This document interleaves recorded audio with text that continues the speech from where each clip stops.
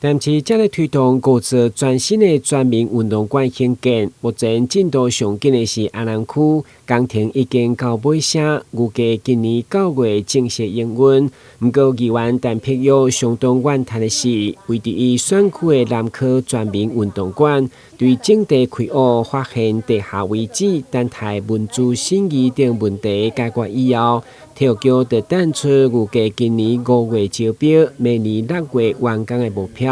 不過後續竟然傳出，因為設計師的設計延誤，行到無奈解約，現在也在細部設計審查。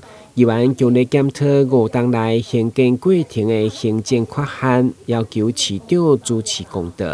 目標使用同意書無刻掉，建築師該當迄個做細部計劃的審查。建築師沒有拿到多目標使用同意書，他可以做細部計劃的審查嗎？也一定不可能啊，也一定不可能啊！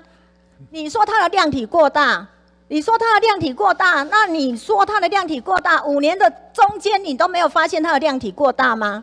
然後還有，你如果一邊修正量體過大，一邊都有把這一些應該走的行政程序都走完的話，今天這件事情會拖這麼久嗎？你看你的局處講連迄個多功能都沒申請，按你過來去就責啊。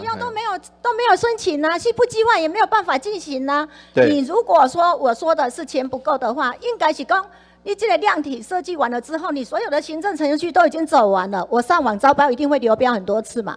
對，一定流標很多次，就是代表我們設計的量體有問題。我承諾你哈，第一個，我們的費用一定要考慮再衡量。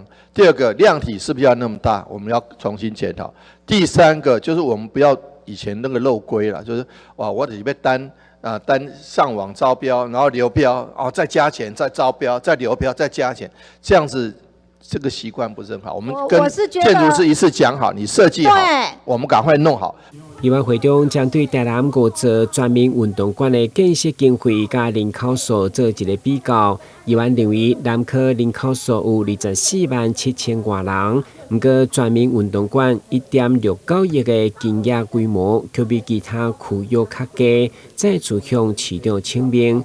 對此市長回應，後一個會期進前會總檢討和鄉親交代。台南新聞，軍籍林英光採訪報道。